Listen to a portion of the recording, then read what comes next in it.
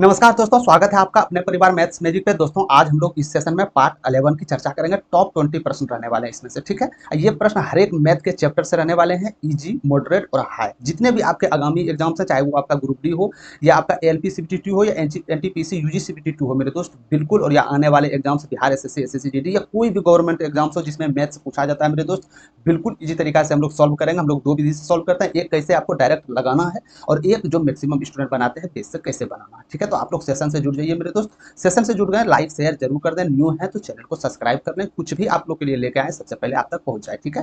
Quickly updates के लिए, कोई भी नोटिफिकेशन के लिए यदि आप जल्द से जल्द चाहते हैं आप तक पहुंच जाए, तो आप लोग को टेलीग्राम चैनल ज्वाइन होना होगा। डिस्क्रिप्शन में हम लिंक दे देंगे, वहां जाकर ज्वाइन हो जाइएगा, ठीक है। चलते हैं हम लोग सीधे प्रश्न की तरफ बिना कुछ विलंब किए। पार्ट 11 रहने वाले हैं। मैथ एक्सप्रेस के नाम से सीरीज आता है मेरे दोस्त, सभी कम्पिटिटिव के लिए, ठीक है। और पेपर जो सेट कर गया है मेरे दोस्त, बिल्कुल एनालिसिस, जितने भी 7-8 गवर्नमेंट एग्जाम्स हैं उस दृष्टिकोण से पेपर को वहां से सेट कर दिया गया या आपके एग्जाम्स में आने की अति महत्वपूर्ण संभावना हो, ठीक है मेरे दोस्त। पार्ट 10 में आप लोग को जो करवाया गया था प्रीवियस में, पार्ट 10 में, उसमें एक होमवर्क के तौर पे प्रश्न आपको दिया गया था जो कि आप लोग शायद किए होंगे, ठीक है। नहीं कर पाए कोई बात नहीं है, हम लोग इसमें देख लेंगे। ये प्रश्न था जिसको आपको होमवर्क के तौर पे दिया गया था। इस प्रश्न में क्या आंसर आया होगा, उम्मीद करता हूं इस प्रश्न में सही आंसर आप लोग को आ गया होगा। चलिए इस प्रश्न को सॉल्व करते हैं। बोला गया यदि 6 और 18 का तृतीय अनुपाती p है तथा p और 54 का तृतीय अनुपाती q है, तो q का मान चाहिए। q का मान जानने से पहले हमको p का मान ज्ञात करना, क्योंकि इसी का तृतीय अनुपाती चाहिए ना। तो p का मान ज्ञात होनी चाहिए। p का मान ज्ञात करने के लिए हमको इसका तृतीय अनुपाती निकालना चाहिए। तो तृतीय अनुपाती कैसे निकालते हैं, इसका सूत्र क्या होता है, क्या रखना पड़ेगा? जी नहीं, बिल्कुल रखना नहीं पड़ेगा। कैसे? देखिए, यदि आपसे प्रथमानुपाती, द्वितीय अनुपाती, तृतीय अनुपाती पूछ दे तो आप लोग को घबराने की जरूरत नहीं है। आप लोग इस सीक्वेंस में बनाइए, a अनुपात b समानुपात b c। ये बात याद रखिएगा, ये दोनों जहां भी जाएंगे साथ जाएंगे। जुड़वा भाई, ऐसे ही समझिए, ठीक है। ये जहां भी जाएंगे, प्रथमानुपाती पूछ दे यानी a बराबर ये साथ जाएंगे यानी b स्क्वायर बटे c। मध्यमानुपाती पूछ दे यानी बीच में यही है b स्क्वायर बराबर ac, या आप इसको लिख सकते हैं b बराबर रूट अंडर ac, लिख सकते हैं ना मेरे दोस्त, ठीक है। ये b है आपका। तृतीयानुपाती पूछ दे c बराबर यानी कि बी स्क्वायर अपॉन ए। तो आपसे पूछा क्या जा रहा है, तृतीयानुपाती पूछा जा रहा है। तृतीयानुपाती क्या होता है, बी स्क्वायर बटे ए हो जाते हैं।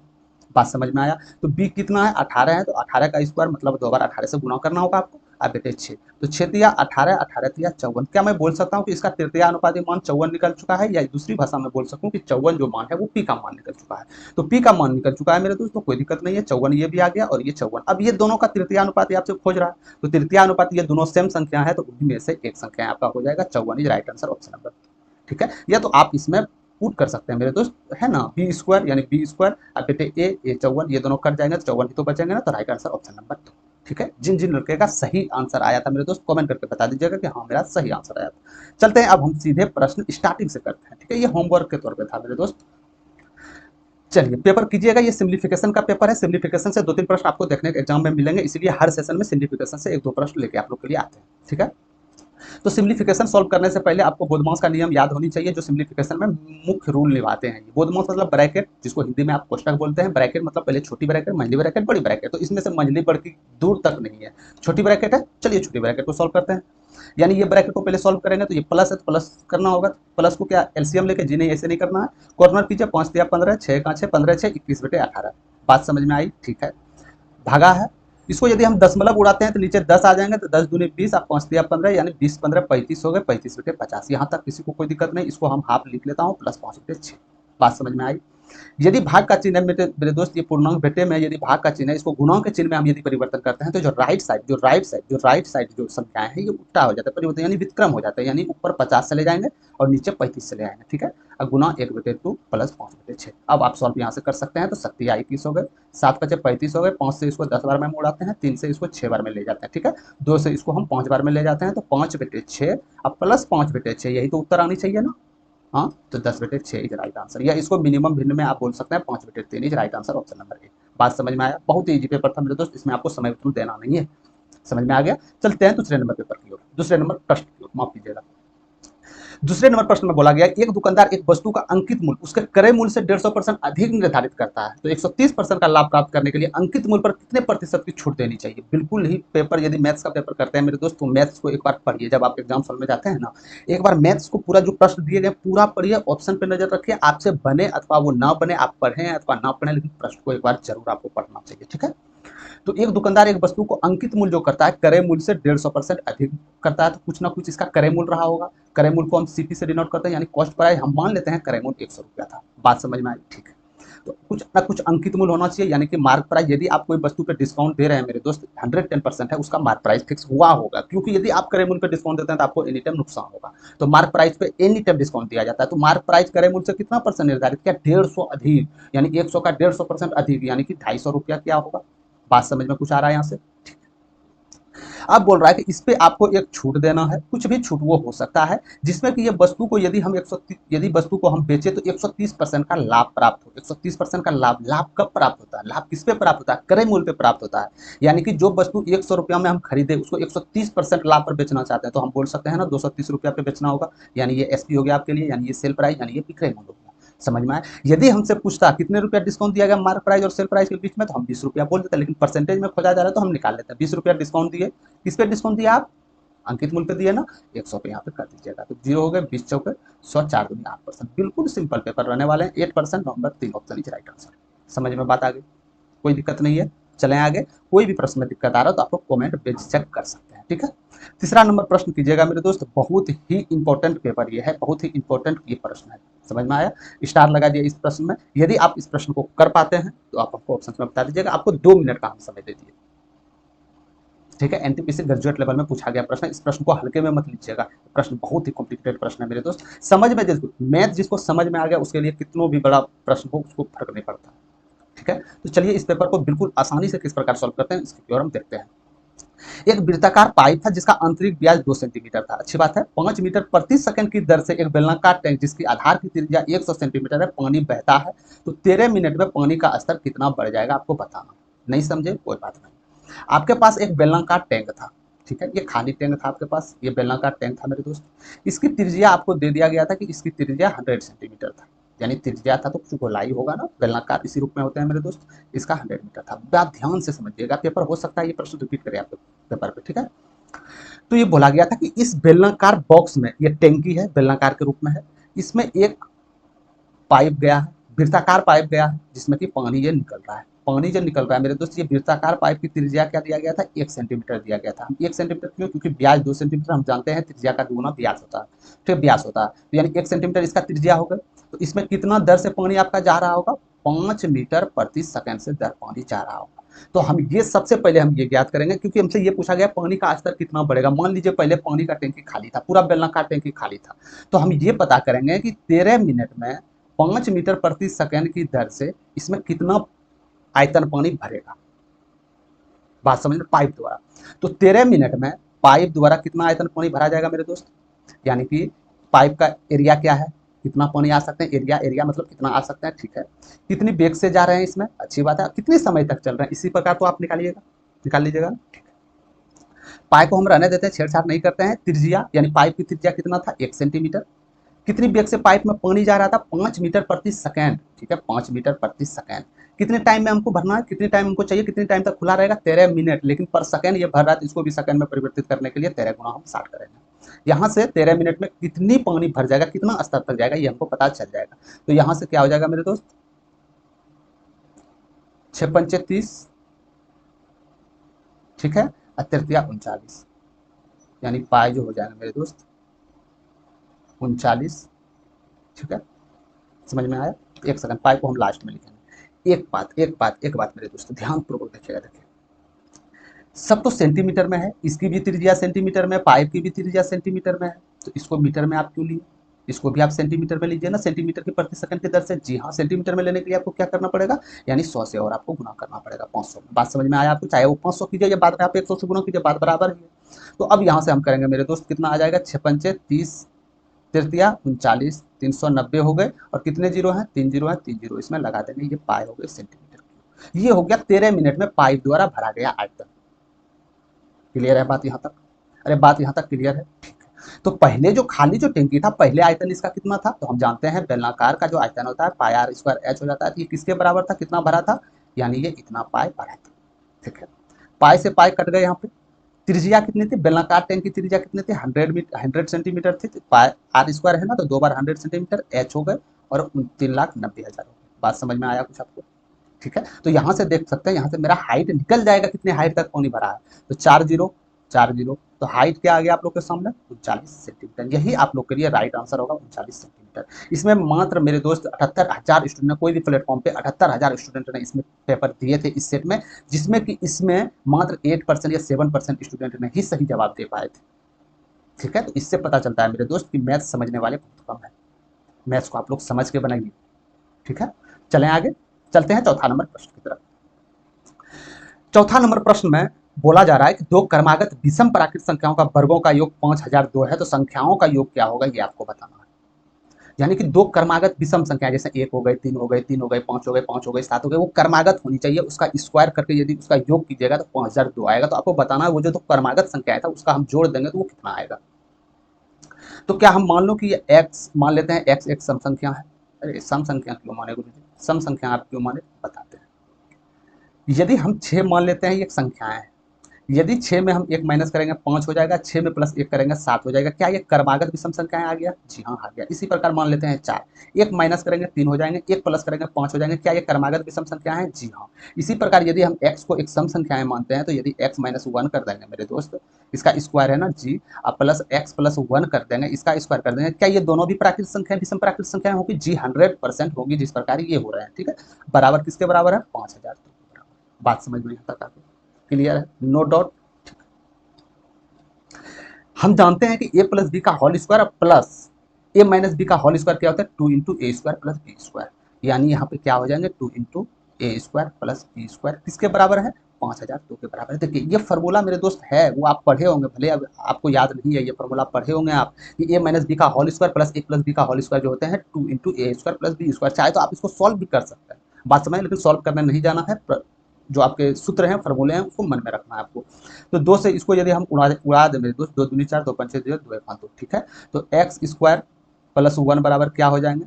2501। तो एक्स स्क्वायर बराबर क्या हो जाएंगे? 2500। तो एक्स बराबर क्या हो जाएंगे आपके पास? 50 हो जाएंगे। तो क्या एक्स एक सम संख्या है? जी हाँ, एक्स एक हम सम संख्याएं माने हैं। तो हम तो जानते हैं कि सम संख्याओं में 1 माइनस कीजिए और प्लस 1 कीजिए, वो क्रमागत विषम संख्याएं आ जाएगा। तो 1 माइनस करेंगे 49, 1 प्लस करेंगे 51, यही तो क्रमागत विषम संख्याएं होगी ना। ठीक है, तो इसका वर्ग करके योग कीजिएगा, पक्का 5002 आ जाएगा। तो इनका योग पूछा जा रहा है, 9 1 10 5 9 1 10 यानी 100 आ जाएगा। Right number option number 4। Clear है बात?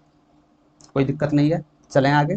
ठीक, ये त्रिकोणमिति का प्रश्न है, इस प्रश्न को कीजिएगा, बहुत ही इजी पेपर है। साइन ए का मान दिया गया था, ए एक न्यून कोण है। न्यून कोण मतलब 90 डिग्री से नीचे कोण हो सकता है, कुछ भी हो सकता है, 0 डिग्री हो सकता है, 30 डिग्री हो सकता है, 45 डिग्री हो सकता है, 60 डिग्री हो सकता है। तो आपको बताना है √23 सेक ए प्लस कोसेक ए का मान क्या होगा, सबसे पहले ये आपको बताना। तो हम पूछना चाहते हैं मेरे दोस्त, साइन क्या हो जाते हैं? यानी आप बोलिएगा साइन थीटा क्या हो जाता है? लंब बेटे कर्म हो जाता है। ठीक है, लंब कितना है? √3 है ना, कर्म कितनी है? 7 है। क्या हम आधार निकाल सकते हैं? अरे क्या हम आधार निकाल सकते हैं? कैसे निकाल सकते हैं? यानी कर्म का स्क्वायर कीजिए और माइनस आधार का स्क्वायर कीजिए, जो रूट अंडर आएगा वो आपका आधार। बात समझ में आया? ठीक है, तो यानी कर्म का स्क्वायर 49, इसका स्क्वायर √3 का 3, 49 में 3 गया 46, यानी रूट अंडर 46 इसका क्या आ जाएंगे? आधार आ जाएंगे। बात समझ में आ रहा। अब एक मेन बात मेरे दोस्त, जो स्टूडेंट न्यू है, जो पुराने हैं उसको तो पता है, जो स्टूडेंट न्यू है उसको कैसे पता चला साइन स्क्वायर बराबर लंब बेटे कर्म होते हैं, सेक को हम कैसे निकालें, कोसेक को कैसे निकालें, कुछ मत करना है आपको। 3 सीक्वेंस से याद रखना है, लाल बेटे कक्का। ठीक है, ये बहुत सा बचपन से पढ़ते आए हैं मेरे दोस्त, लाल बेटे कक्का। समझ में आई बात? यानी कि साइन थीटा पूछ दे आपसे तो लंब बेटे कर्म, कॉस थीटा पूछ दे तो आधार बेटे कर्म, और टेन थीटा पूछ दे तो ये लास्ट वाले लंब बेटे कर्म हो जाएंगे। ठीक इसका परिवर्तन कोसेक पूछ दे, सॉरी सेक पूछ दे, हम जानते हैं कोस का उल्टा सेक होता है, यानी जो कोस होगा उसका ठीक उल्टा होगा, यानी कर्ण बेटे आधार। टेन का उल्टा कॉट होता है, हम जानते हैं कॉट आधार बेटे लंब होगा, टेन का उल्टा है तो इसका भी उल्टा होगा, सेम। यहाँ तक बात क्लियर होगी, खेला खत्म। अब हम चलते हैं वैल्यू पुट करते हैं, 23 गुना सेक क्या हो जाएगा मेरे दोस्त? कोस का उल्टा होता है तो क्या हो जाएंगे? यदि कोस आधार बेटे कर्ण है तो सेक कर्ण बेटे आधार होंगे। तो कर्ण क्या है? अरे कर्ण क्या है? 7, आधार क्या है? √46। बात समझ में आई यहाँ तक? कोसेक क्या हो जाएंगे? ठीक साइन का उल्टा हो जाएंगे, क्योंकि साइन का उल्टा है ना, तो साइन क्या है? √3/7, यहाँ 7/√3। बात यहाँ तक क्लियर हो गया होगा। ठीक है, उम्मीद करता हूँ यहाँ तक तो समझ में आ गया होगा आपको। तो यहाँ से इसको कटाइएगा मेरे दोस्त, तो √2 आ जाएगा, यानी 7/49 हो जाएंगे, यही आपका राइट आंसर हो जाएगा। 49/√6 या 49/√6 + 6 यही आपका राइट आंसर। कैसे हो गए? तो इसको और सरलीकृत कर लीजिए ना, ऊपर नीचे √6 से आप गुणा कीजिए तो 49√6 आ जाएगा और नीचे 6 आ जाएगा। बात समझ में आया? क्लियर है? तो इसका वैल्यू पुट करना है आपको, बस कुछ नहीं करना था, लम आधार कर बस ये सब में निकालना था। और कोई भी ज़्यादा दिक्कत हो तो बस इस फॉर्मूले का सहारा लेना है, कोई भी एग्जाम में दिक्कत नहीं होगा। त्रिकोणमिति से ज़्यादा प्रश्न आपके एग्जाम में नहीं देखने मिलेंगे, 1 से 2 प्रश्न से ज़्यादा देखने मिलेंगे, ठीक है। ये आप कीजिएगा चतुर्भुज का प्रश्न, ठीक है। आपको हर एक आपको बोले थे ना, स्टार्टिंग में ही बोले थे मेरे दोस्त, आपको यहाँ से हर एक पेपर पता चल जाएगा, हर एक लेवल का पेपर, चाहे वो एडवांस हो, त्रिकोणमिति से हो, या आप ज्योमेट्री से प्रश्न हो, या कोई भी चैप्टर से हो, जितने भी हो, A to Z आपको इसमें देखने को मिल जाएगा, ठीक है। चतुर्भुज पी क्यू आर में कोण आर और कोण एस का समद्विभाजक बिंदु चतुर्भुज के अंदर टी पर मिलते हैं, ठीक है। एस टी आर 33 डिग्री है। कोण पी और कोण क्यू का अनुपात 3 और 8 दिया गया है, तो कोण क्यू और कोण पी के मापों का अंतर ज्ञात कीजिए। मतलब कोण पी और कोण क्यू का अनुपात दिया गया है और आपसे इसका अंतर पूछा जा रहा है, तो अंतर वही होगा जो इस रेशियो का अंतर होगा। यानी मान लीजिए वो संख्याएं 5x होगा 3x का मिनिमम रूप किसी ना किसी तो कट के बने होंगे ये, हम मान लिया x से वो संख्याएं कटा था, 3x 8x ये पूरी संख्या आ गई, यानी इसका अंतर जो होगा 5x होगा। बात समझ में आ रहा है यहाँ तक? यानी इसका अंतर 5x होगा, यानी जो इन चारों में से वही ऑप्शन होगा इसका अंतर जो 5 से पूरी तरह भाग लग जाए। तो इस ऑप्शन में एक ही ऑप्शन में 2 था, यहाँ से हम जा सकते थे। बात समझ में आ गया? तो ये उन स्टूडेंटों के लिए है जो बेसिक क्लियर हो, जो समझ सके, ठीक है। बाकी बात इसको हम प्रोसेस से बनाते हैं, तो ध्यानपूर्वक देखिएगा। एक चतुर्भुज था मेरे दोस्त, हम बना लेते हैं एक ये आयत, अच्छा ठीक है, एक चतुर्भुज था ना, ठीक। क्या बोलते हैं कि कोण आर कोण एस, हम मान लेते हैं पी क्यू आर एस। कोण आर और कोण एस, कोण आर और कोण एस समद्विभाजक बिंदु चतुर्भुज के अंदर टी पर मिलते हैं। समद्विभाजक बिंदु चतुर्भुज के अंदर टी पर मिलते हैं। बात यहाँ तक क्लियर हो गया होगा, शायद क्लियर हो गया, ठीक है। चतुर्भुज पर मिलते हैं। एस टी आर 33 डिग्री है, यानी एस इसको हम टी मान लेते हैं, तो एस टी आर ये कोण दिया गया है आप लोग के सामने 33 डिग्री, ठीक है। समझ में आ गया? तो कोण क्यू और कोण पी, यानी ये कोण और ये कोण हमको मान निकालना है, जो कि इन कोणों का अनुपात दिया गया था 3 और 8 का अनुपात। क्लियर होगा? तो ये कोण निकालने से पहले हम जानते हैं कि चतुर्भुज के चारों कोणों का योग 360 डिग्री होता है ना, 360 डिग्री। तो यदि हमको ये 2 कोण पता चल गया मेरे दोस्त, ये 2 कोण किसी तरह पता चल गया, तो यानी 360 में हम घटा देंगे तो ये कोण आ जाएगा ना, आ जाएगा, ठीक है। तो हम जानते हैं कि एक त्रिभुज के अंदर तीनों कोणों का योग जो होते हैं 180 डिग्री होते हैं। तो ये 33 का वैल्यू हम निकालने जा रहे हैं, ध्यानपूर्वक देखिएगा। हम 33 का वैल्यू निकालने जा रहे हैं। 33 का वैल्यू हम कैसे निकालते हैं? 33 डिग्री का हमको वैल्यू निकालना था, तो कैसे निकालते हैं? यानी तीनों डिग्री का कोण 180 डिग्री, यानी ये तीनों 80 डिग्री, ठीक है।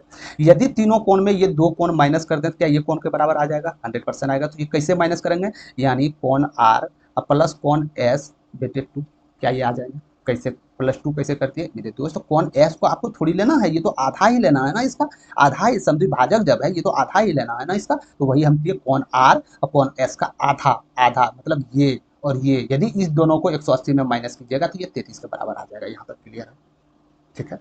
यदि आप इधर ले जाते हैं मेरे दोस्त तो ये क्या हो जाएंगे? माइनस हो जाएंगे। तो माइनस क्या हो जाएंगे इसमें? 7 हो जाएंगे, इस 4 हो जाएंगे, 147 माइनस में जाएंगे और माइनस आर प्लस एस 2 हो जाएगा। बात क्लियर है यहाँ तक आपको? तो आर प्लस एस का वैल्यू क्या निकल गया? यानी 7 दूनी 14, हाथ में 1, 4 दूनी 8, 1 9, 2 1 तो 294 डिग्री निकल गए आर प्लस एस का एंगल। यानी ये कोण और ये कोण जो होंगे 294 डिग्री होंगे। यदि हम 360 डिग्री में माइनस कर देंगे तो ये कोण और ये कोण निकल जाएगा। सिंपल बात है। यानी कोण P प्लस कोण Q हमको चाहिए, तो 360 डिग्री में 294 को माइनस करना होगा। तो यानी क्या हो जाएगा? तो सिंपल जोड़िए, 6 जोड़ेंगे 300 और उधर 60 है, 60 6 66 डिग्री। यानी कोण P और कोण Q का मान क्या निकला आप लोग के सामने? एक बार बताइएगा फिर से। कोण P और कोण Q का मान क्या निकला? 66 डिग्री। यानी कि ये कोण और ये कोण का मान निकल चुका, वही तो हम खोज रहे थे। क्योंकि ये कोणों का अनुपात दिया गया है, कितना दिया गया है? 3:8 दिया गया, यही दिया गया ना मेरे दोस्त, 3:8 दिया गया है। और इन कोणों का योग 66 डिग्री है, तो अनुपात का क्या योग हो जाएंगे? 8 से 11, 11 का वैल्यू 66, एक का वैल्यू 6, तो अंतर क्या हो जाएंगे? 5x बोले थे ना, तो x का वैल्यू 6 निकला, तो 5 छक्के 30। आप किसी विधि प्रश्न को बनाइए मेरे दोस्त, कोई फर्क नहीं पड़ता है, आंसर आप लोग को आना है। हम डायरेक्ट आपको यहाँ से हम बता दिए थे कि अंतर जब खोज रहा है तो इसका अंतर सूत्र भाग लगनी चाहिए, ऑटोमेटिक बात है, ठीक है। तो पेपर में पहली थॉट इसमें जाना है। यदि समय आपके बचत हो, ना पता हो, तब आपको इस प्रकार से बनाना। बात क्लियर है? कोई डॉट नहीं है। चलते हैं आगे 57वां प्रश्न। 7वां नंबर प्रश्न मेरे दोस्त, ये आय बचत और ये वाला प्रश्न है। एक व्यक्ति अपनी मासिक आय का 30% बचाता है। यदि मासिक आय में 20% की वृद्धि होती है तो पिछली बचत से 20% अधिक बचत करता है तो उसके व्यय में कितनी प्रतिशत की वृद्धि होगी, ये बताना है आपको।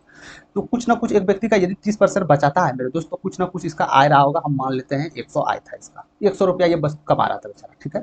तो ये बचत कितना कर रहे थे, तो बचत 30%, यानी 100 में 30% बचत कर रहे थे तो आप 30 रुपया बचत कर रहे थे। 100 रुपया में यदि आप 30 रुपया बचत कर रहे थे तो खर्च आप मेरे दोस्त, ऑटोमेटिक बात है, 70 रुपया आप खर्च कर रहे हैं। बात क्लियर है, ठीक है। अब क्या हुआ, इसके मासिक आय में काम करने में अच्छे होंगे बेचारे ये, इसके मासिक आय में 20% की वृद्धि कर दिया। जाओ भाई, तुम्हारे जो तनख्वाह था उसमें हम 20% की वृद्धि की। पहले तनख्वाह मिलता था 100, अब इसमें 20% की वृद्धि करने का मतलब है कि अब न्यू तनख्वाह जो मिलेगा 120 मिलेगा, यही मिलेगा। 20% वृद्धि करने का मतलब है मेरे दोस्त कि न्यू तनख्वाह जो मिलेगा 120 रुपया मिलेगा, ठीक है।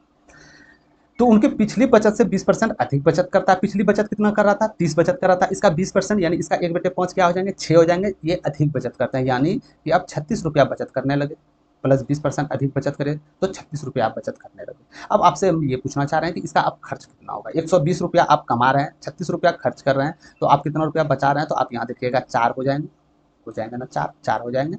11 में 3 जाएंगे, कितना बचेंगे, 8 हो जाएंगे। यानी अब 84 रुपया ये खर्च कर रहे हैं। ये खर्च का अनुपात, ये खर्च का रेशियो, ये खर्च का, ठीक है।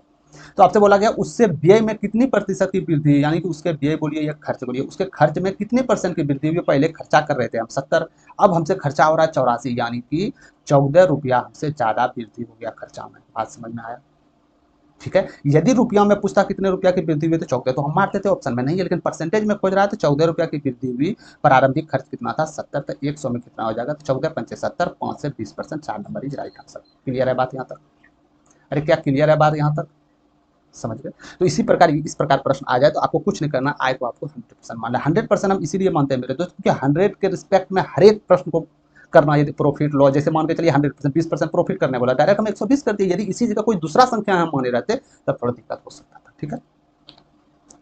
चलिए 8वां नंबर प्रश्न आप लोग कीजिएगा, नंबर सिस्टम का ये प्रश्न है मेरे दोस्त। ये एनटीपीसी यूजी में भर भर के ये प्रश्न आपसे पूछे गए थे, हर एक शिफ्ट में पूछे गए थे, ठीक है। यही इसी प्रकार से ये प्रश्न लेके आए कि हो सकता है आपके ग्रुप डी एक दिन में एग्जाम नहीं है मेरे दोस्त, मल्टीपल शिफ्ट में आपका एग्जाम है, तो प्रश्न कहीं ना कहीं एक ही प्रश्न थोड़ी देंगे, तो आपका प्रश्न दोहराएंगे, ठीक है।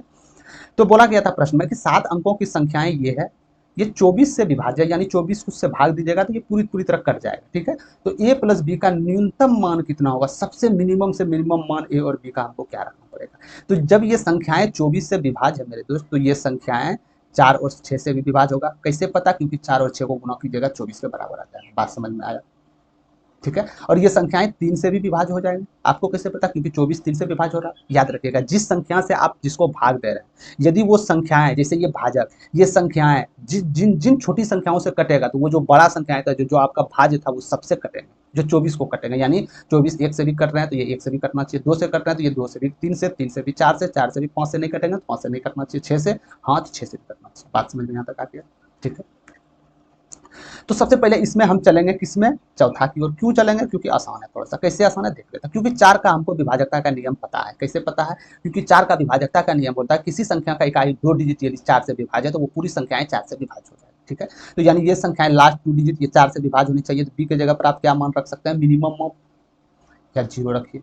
हालांकि यहाँ 4 भी रख सकते हैं, हो जाएगा, 8 भी रख सकते हैं, हो जाएगा, लेकिन मिनिमम खोजा जा रहा है तो हम मिनिमम लेंगे। ये सब रखिएगा तो नहीं आएगा आपका, हम देख लेते हैं उसको। पहले हम मिनिमम रखते हैं, 0 रखते हैं, ठीक है। तो नंबर क्या आ जाएंगे आपके, 46 ए 48 4 0। क्या ये संख्याएं आया आपका, 4 से विभाजकता का रूल खत्म हुआ आपका। अब हम 3 का विभाजकता का नियम चलेंगे, क्योंकि 3 का विभाजकता का नियम को पता है कि संख्याओं का योग, जितनी संख्याएं दिया गया था इनको जोड़ने के बाद यदि 3 से भाग लग जाए तो ये पूरी संख्याएं 3 से भाग लग जाएगा।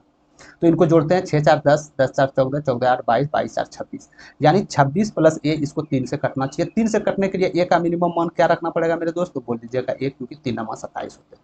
बात क्लियर है। तो बस यही पूछा जाए, मिनिमम रूप ए का कितना है, ए बी का कितना है, 0, यहाँ से चला आएगा ऑप्शन नंबर बी।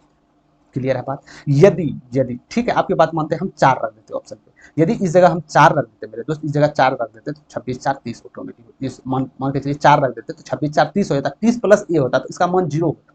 बात समझ में आ रहा है, लेकिन मिनिमम खोज रहा है तो हम मिनिमम ले जाएंगे। चलें आगे, ध्यानपूर्वक देखिएगा। एक सम बहुभुज के आंतरिक कोण का माप 162 डिग्री है। बहुभुज में भुजाओं की संख्या क्या होगा, ये आपको बताना है, ठीक है। कुछ मत कीजिए, बहुभुज हम बना लेते हैं। ये नहीं बताया कितनी भुजाएं हैं, एक बात यहाँ से बता रहे हैं आप लोग। जैसे ये मान लीजिए ये कोई बहुभुज होंगे, कितने भी भुजाएं होंगे इसके हमको नहीं पता। तो इसके आंतरिक कोण का माप 162 डिग्री है। इसमें से आंतरिक कोण क्या हो जाएंगे मेरे दोस्त, आंतरिक कोण क्या हो जाएंगे, यानी ये कोण होंगे आंतरिक कोण, अरे ये कोण होंगे जहाँ पे कोण बन रहे होंगे, ये कोण होंगे आंतरिक कोण।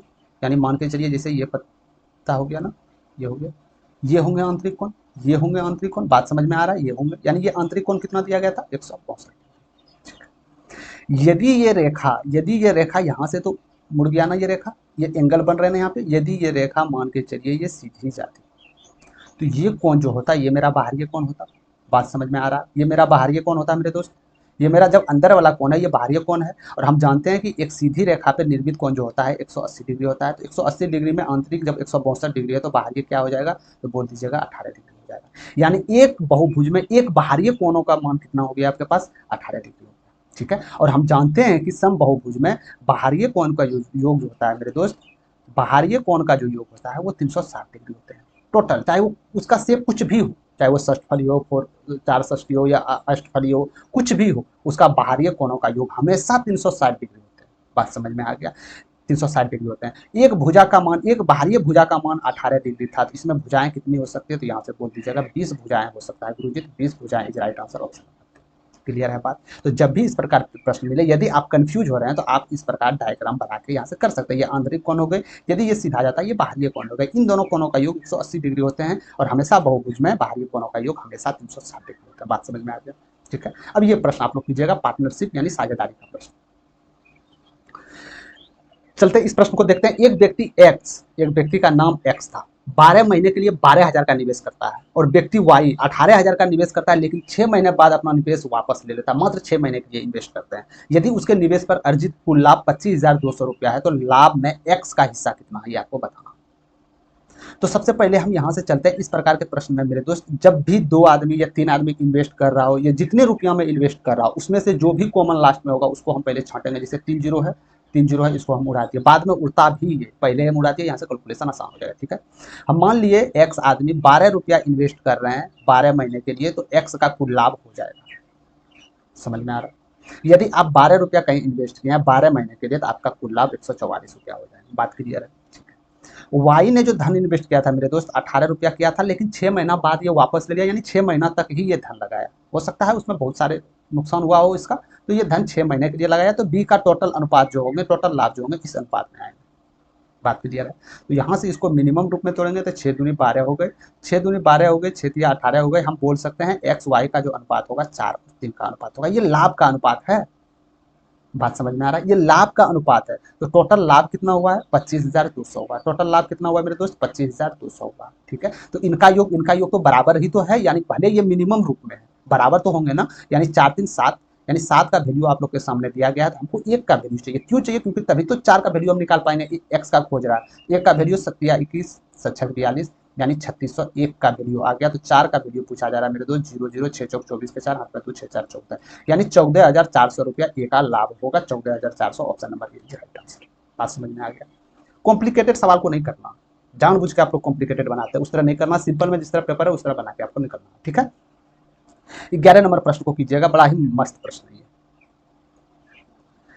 एक वर्ग के क्षेत्रफल 9 सेंटीमीटर स्क्वायर है, इसका परिमाप एक षष्ठभुज के परिमाप के बराबर है, तो षष्ठभुज का क्षेत्रफल क्या होगा। देखिए पहले सिंपल पेपर है, ये एक आपके वर्ग है, इसका क्षेत्रफल यदि 9 होगा तो भुजाएं तो 3 होगा। हम जानते हैं कि वर्ग का जो क्षेत्रफल होता है मेरे दोस्त ये स्क्वायर होता है, यानी भुजा का स्क्वायर हो जाता है। तो यदि 9 इसका एरिया है तो भुजा 3 होगा, तो भुजा 3 होगा तो सब में भुजा 3 होगा, यानी इसका परिमाप कितने होंगे, अरे वर्ग के परिमाप क्या होंगे, तो हम जानते हैं वर्ग के परिमाप 4a होते हैं। 4a बोल दीजिए या चारों भुजाओं का योग बोल दीजिए, बात बराबर है। तो 4a बोलते हैं 4 या 12, यानी 12 हो गए सेंटीमीटर, ठीक है। तो ये वर्ग का परिमाप निकल गया। ये क्या बोल रहे हैं कि ये जो वर्ग का परिमाप है ना, इस समषष्ठभुज के परिमाप के बराबर है। अब समषष्ठ का परिमाप क्या निकलेगा, तो षष्ठभुज का हम बना लेते हैं। जैसे ये हो गए, ये हो गए, ये हो गए, कितना भुजा है, 1 2 3 4 5 6, ये षष्ठभुज हो गए। बात समझिएगा पहले, षष्ठभुज हो गए, यानी इसका परिमाप क्या, सब भुजाओं का योग, इसका परिमाप इसके परिमाप के बराबर। इसका भुजा कितना 6, यानी परिमाप क्या होंगे, अरे परिमाप क्या होंगे समषष्ठभुज के मेरे दोस्त, षष्ठभुज के परिमाप क्या होंगे 6 होंगे। तो 6 एक क्या इसके बराबर है, हाँ साफ बोला गया इसके बराबर है। तो ए का वैल्यू पता चल गया 2 होगा, अरे ए का वैल्यू पता चला 2 होगा, यानी कि ये भुजा 2 होगी 2 होगी 2 होगी 2 होगी 2 होगी। बात क्लियर है। तो आपसे षष्ठभुज का क्षेत्रफल पूछा जा रहा है, षष्ठभुज का क्षेत्रफल क्या होगा, तो हम जानते हैं षष्ठभुज का जो क्षेत्रफल होगा मेरे दोस्त √3a² बटे 4 गुना 6।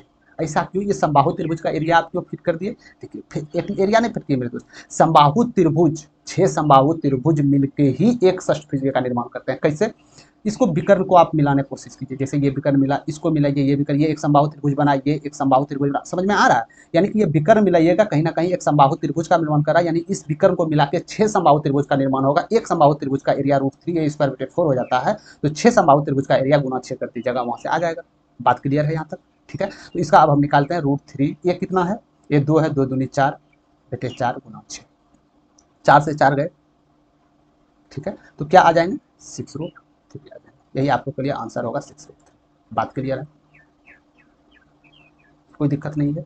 यानी समबाहु त्रिभुज जानते हैं ना, √3a² हो जाते हैं, गुना 6 करेंगे षष्ठभुज होते हैं, क्या हमको एक भुजा चाहिए था, हमको भुजा चाहिए, भुजा तो हम निकाल लिया यहाँ से, तो इसमें भुजा का मान रख देंगे, ए का मान भुजा 2 है, 2 दूनी 4 बटे 4 गुना 6 यानी 6√2 आ गया। बात क्लियर है? कहीं कोई दिक्कत नहीं है। जिस प्रकार प्रश्न में बोला जा रहा है उसी प्रकार करना है, अपना माइंड आपको नहीं करना है। ठीक है, चलते हैं 12 नंबर प्रश्न की तरफ।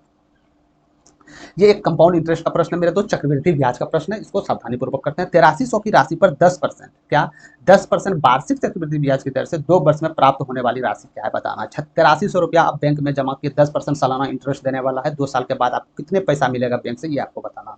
तो सबसे पहले हमको कंपाउंड इंटरेस्ट जान लेना जरूरी होगा, कितने परसेंट कंपाउंड इंटरेस्ट को मिल रहा है, कितने परसेंट इंटरेस्ट मिल रहा है टोटल मूलधन पे। तो कंपाउंड इंटरेस्ट 2 साल के निकालने के लिए क्या करते हैं, चाहे तो आप इस फॉर्मूले को भी यूज कर सकते हैं, चाहे तो आप इस फार्मूले को भी यूज करते हैं, या नहीं तो 10 दूनी 20 और 10 दशाएं 100 आपको बताए थे ना। इन दोनों को गुना, पहले एसआई निकालिए, एसआई क्या निकला 20 निकला। अब इसका स्क्वायर कीजिए, 10 दशाएं 100, 2 अंक के बाद जो इसमें एक लास्ट बचेगा इसमें आपको ऐड करना है, यानी कि हम बोल सकते हैं इसका कंपाउंड इंटरेस्ट 21% निकलेगा। कंपाउंड इंटरेस्ट 21% निकलने का है मेरे दोस्त कि इस राशि का यदि 21% निकालिएगा तो ये आपका ब्याज निकलेगा, यानी कि कितनी थी राशि? 8300 रुपया। 8300 रुपया का यदि आप 21% निकालते हैं तो ये आपका ब्याज निकल जाएगा, 10% की दर से 2 साल का कंपाउंड इंटरेस्ट निकल जाएगा। तो यहाँ से ये 2 जीरो गए, यानी कि इसको कीजिएगा तो कितना आ जाएगा, लास्ट में 3 आ जाएंगे, 3 आ जाएंगे, तो ये ब्याज के रूप में लास्ट में 3 आए। यदि फिर से मूलधन में जोड़ेंगे तो इकाई डिजिट पे 3 आना चाहिए, तो ये तो नहीं हो सकते, ये नहीं हो सकते। बात क्लियर है यहाँ तक? ठीक है, अब क्या करें, अब इसको हमको करना पड़ेगा मेरे दोस्त, क्योंकि कंपाउंड इंटरेस्ट है, थोड़ा कॉम्प्लिकेटेड प्रश्न होते हैं, कैलकुलेशन करने पड़ते हैं, घबराइएगा नहीं, आंसर आ चुका है आपका। 21 दिया 63, हाथ में 6 हो गए, 21 अठे 168, 21 अठे मेरे दोस्त, 21 अठे 8 8 2 16 168, और इसको करेंगे तो 174 आ जाएगा। बात समझ में आया? यानी 1743 रुपया आपका क्या आ जाएंगे, ब्याज हो जाएंगे। आपसे क्या पूछा जा रहा है, कितने रुपया वापस मिलेगा, यानी कि मिश्र धन क्या होगा। मिश्र धन क्या होता है, मूलधन, मूलधन क्या है 8300, और इसमें आपको ऐड करना पड़ेगा क्या, ब्याज, इसी को तो आप मिश्र धन बोलिएगा ना। तो 3 हो जाएगा, 4 हो जाएगा, सेकंड डिजिट 43 है, तो हम कुछ नहीं करेंगे, सेकंड डिजिट 43। आपको ऑप्शन हर समय देखते जाना है, बार बार हम आपको बता रहे हैं। जो भी सेशन मेरा अटेम्प्ट करेगा मेरे दोस्त, हम पक्का बता रहे हैं, 30 सेशन चल गया ना आपको, 30 सेशन में हम स्पीड में मास्टर बना देंगे कैसे पेपर को अटेम्प्ट किया जाता है, ऑप्शन विधि से। ठीक है, चले आगे, चलते हैं 13 नंबर प्रश्न की तरफ। 13 नंबर प्रश्न मेरे दोस्त आयु का प्रश्न है। सारा की आयु उसकी बहन एम्मा की आयु की दुगुनी से 5 वर्ष अधिक है। यदि उनके आयु का योग 29 वर्ष है तो सारा की आयु क्या होगा बताने। बहुत ही सिंपल है, इसमें एक्स मान के बना सकते हैं, लेकिन हम एक्स पे नहीं जाएंगे। ठीक है, क्या बोले जा रहे थे कि सारा की आयु एम्मा की आयु से दुगुने से 5 वर्ष अधिक है। हम 5 वर्ष अधिक है हम नहीं मानते हैं, हम सिर्फ ये मान लेते हैं कि दुगुने है, सारा की आयु एम्मा की आयु के दुगुने हम मान लेते हैं। अब 5 वर्ष आप क्यों मिस कर दिए, हम जानबूझ के किए मिस किए भाई, क्योंकि हमको पता है सारा और एम्मा की आयु का योग कितनी है, 29 साल है, 29 साल है ना। यदि 29 साल में यदि एक दूसरे से 5 वर्ष अधिक है, यदि इसमें हम 5 वर्ष माइनस कर दिए, यानी जो ये 24 साल अनुपात होगा एक दूसरे से दुगुनी होगा। बात समझिएगा, 5 साल दुगुने 5 वर्ष, एम्मा की आयु के दुगुने से 5 साल अधिक है, तो हम 5 साल बाद में जोड़ देंगे सारा में, टेंशन नहीं है। समझ में आ रहा है? यानी कि इसके कुल योग में यदि हम 5 साल माइनस कर दिए, तो यानी जो भी ये योग आएगा इसका ये दुगुना होगा कि या नहीं होगा, हम ये पूछना चाह रहे हैं, क्योंकि साफ बोला रहा है दुगुना है।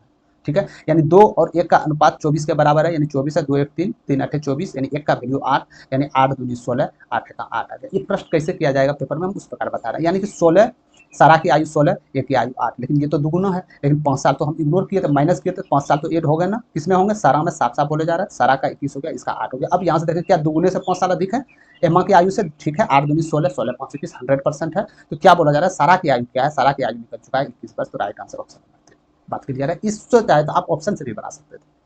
ठीक है, चलते हैं 14 नंबर प्रश्न की तरफ।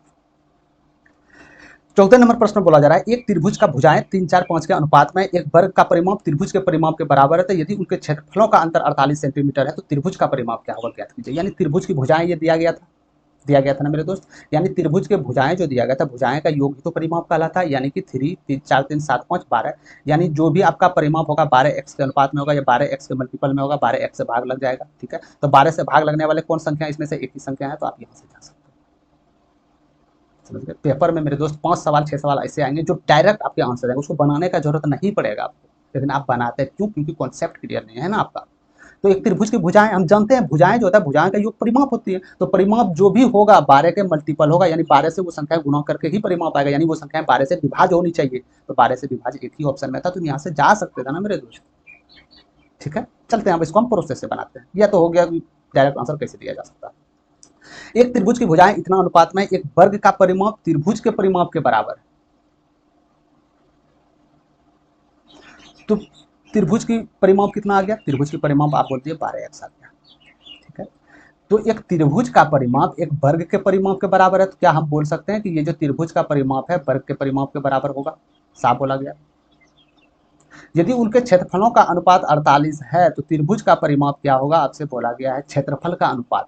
क्षेत्रफल तो सबसे पहले हम देख लेते हैं कि वर्ग का क्षेत्रफल क्या होंगे। हम जानते हैं वर्ग का क्षेत्रफल भुजा स्क्वायर हो जाता है। हम जानते हैं ना, वर्ग का क्षेत्रफल जो होते हैं भुजा स्क्वायर हो जाते हैं मेरे दोस्त। तो ये जो दिया होगा ये परिमाप दिया है, यानी 4a का वैल्यू दिया गया है 12x। बात समझ में आ रहा है यहाँ तक आपको? तो यानी कि भुजाएं इसका क्या हो जाएगी?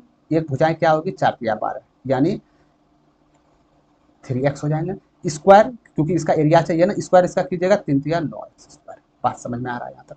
यानी ये किसका हो जाएगा क्षेत्रफल? ये किसका हो जाएगा? वर्ग का। यानी कि वर्ग का क्षेत्रफल में यदि आप त्रिभुज का क्षेत्रफल माइनस कीजिएगा तो 48 हो जाएगा। तो त्रिभुज का क्षेत्रफल क्या होता है? हाफ गुना आधार क्या है? आधार 3 को रखिए आप। ऊंचाई क्या है? ऊंचाई आप 4 को रखिए। ठीक है, हम 5 क्यों नहीं रखे? क्योंकि मेरे दोस्त ये समकोण त्रिभुज है, आधार ऊंचाई साफ इसमें नजर पा रही है, समबाहु त्रिभुज नहीं है। कैसे पता चला? क्योंकि आप जब 3 का स्क्वायर और 4 का स्क्वायर ये दोनों स्क्वायर करके योग कीजिएगा तो ये 5 के स्क्वायर के बराबर आएगा। इसी से पता चला ये समकोण त्रिभुज है। ठीक है, तो यहाँ से ये आ गया एरिया, इन दोनों को एरिया माइनस कीजिएगा तो 48 के बराबर आ गया। बस आ गया ना यार, अब क्या दिक्कत है? एक्स का वैल्यू यदि मेरे पास निकल जाएगा तो बस हम यहाँ से निकाल देंगे ना। तो 9x² इधर हो गए, 2 से हम इसको उड़ा देते हैं 2 बार में, तो क्या हो गए 9x² माइनस 3 दूनी 6x² बराबर 48। तो यहाँ से देख सकते हैं 3x² बराबर 48, यानी कि x² बराबर 16, तो x² बराबर 4, सॉरी x बराबर 4। तो x का वैल्यू क्या निकला आप लोग के सामने? 4 निकला। तो आपसे पूछा क्या है? त्रिभुज का परिमाप। त्रिभुज का परिमाप क्या था आपका? 12x। x का वैल्यू आपका निकल चुका है कितना? 4। तो बच्चों 48। आप किसी तरीका से जाइए, आपको आंसर तो देना है। ठीक है, यही कि हम डायरेक्ट यहाँ से कॉमन साइंस यूज किया, डायरेक्ट यहाँ पे हम आंसर टिक कर दिए। समझ में आई बात? चलें आगे, चलते हैं 15 नंबर प्रश्न की तरफ। 15 नंबर प्रश्न कीजिएगा, ये एवरेज का प्रश्न। ठीक है, बोला जा रहा था 15 नंबर में एक क्रिकेटर का 12 पारियों में औसत 77 रन था। ठीक है, 12 पारियों में औसत 77 रन था। यदि वो 13वीं पारी में 266 रन बनाता तो उसका औसत स्कोर कितने रनों से बढ़ता, ये आपको बताना है। यानी 12 पारी में 77 एवरेज थे। ठीक है, हम मान लेते हैं, हम मानते हैं, हम भी ये करना चाहते हैं कि 13 पारी में इसका औसत 77 ही रहना चाहते हैं, कि 77 ही रहे 13 में भी इसका औसत। तो कितना बढ़ रहा है? कितना बढ़ रहा है 13वें पारी में? यानी 266 रन 13वें पारी में तो बनाए थे, यानी 77 रन तो 13वें पारी में गए थे, तो कितना बढ़े थे? 9, 7, 16 हो गए, 5, 8, 7, 15 हो गए, यानी 189 बढ़े थे ना मेरे दोस्त।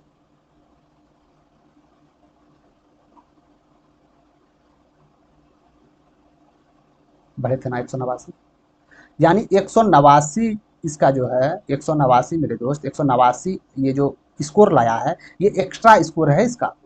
ये एक्स्ट्रा स्कोर यदि 13 पारी में भी मान के चलिए ये 77 औसत ही रहता तो इसमें तो 77 माइनस होते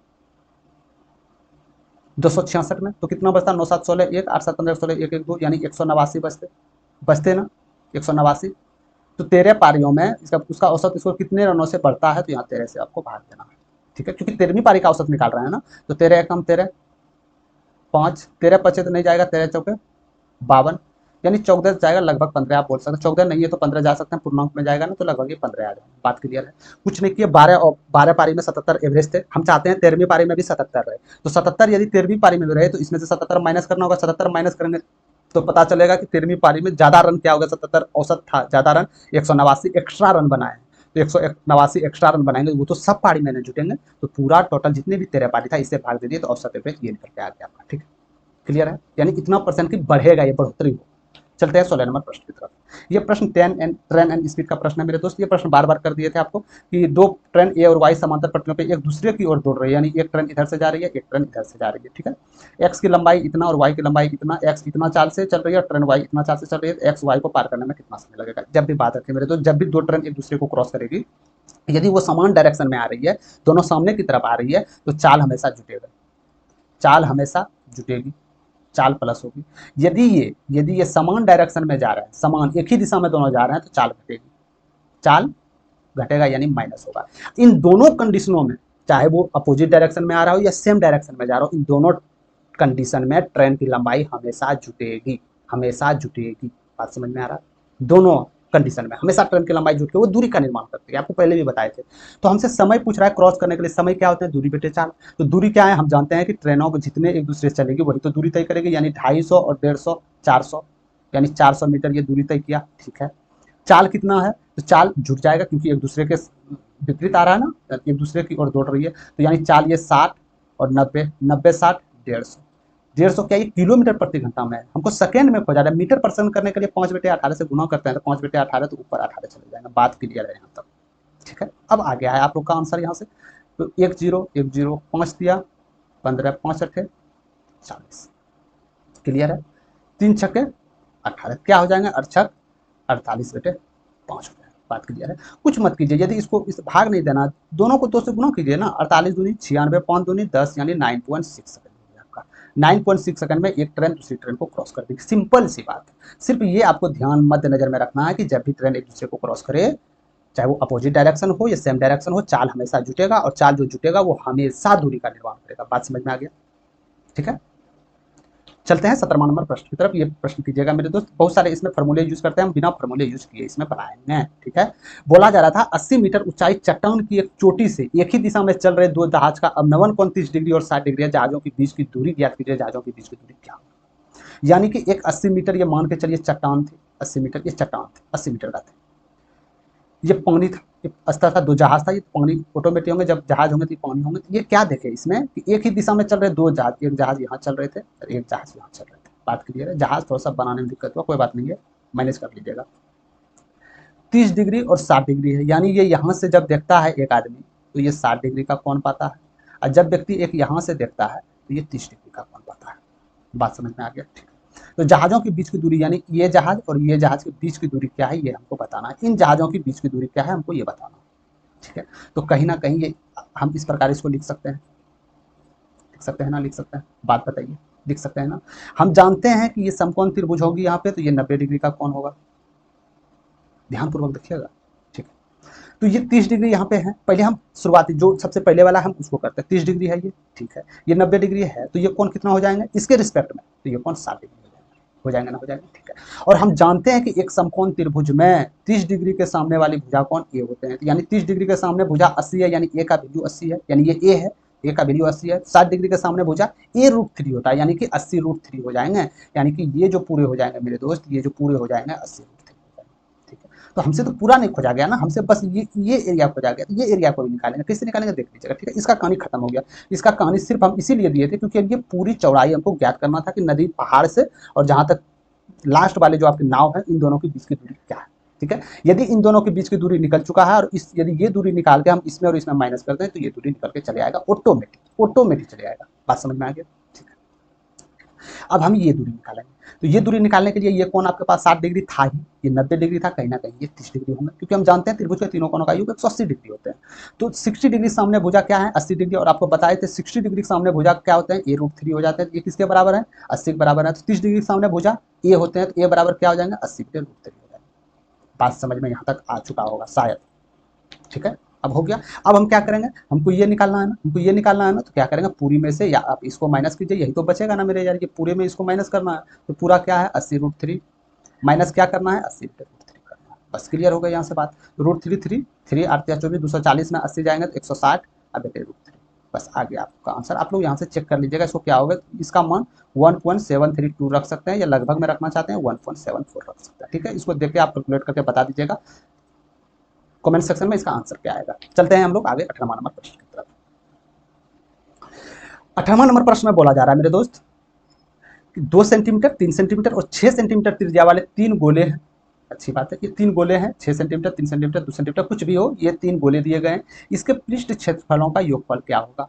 तो गोले का पृष्ठ क्षेत्रफल क्या हो जाता है? 4πr², 1 हो जाएंगे, प्लस 4πr², ये 2 हो जाएंगे, प्लस 4πr², ये 3 हो जाएंगे। ठीक है, इनका योग पूछा जा रहा है, इनका योग पूछा जा रहा है ना आपसे, इनका योग पूछा जा रहा है। तो देखिए इन सब में कॉमन क्या है? 4π है ना, 4π हम कॉमन ले लेंगे। 4π कॉमन लेने के बाद है कि इसके त्रिज्या के स्क्वायर जुटेंगे, यानी 6 और 36 3 3 9, 36 9 45 और 45 4 49, ये 49 हो जाएगा। बात क्लियर यहाँ तक आ चुका है।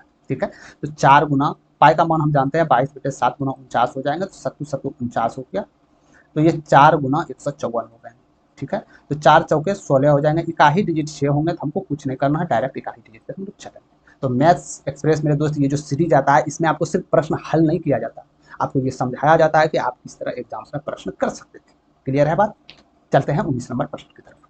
ये प्रश्न है मेरे दोस्त, क्योंकि 20 नंबर प्रश्न होमवर्क के तौर पे था, ये बात पता था। 19 नंबर प्रश्न आप लोग सॉल्व कीजिएगा, इसका बहुलक क्या होगा ये आपको बताना। ठीक है, तो आप लोग के लिए मेरे दोस्त ये होमवर्क रहा।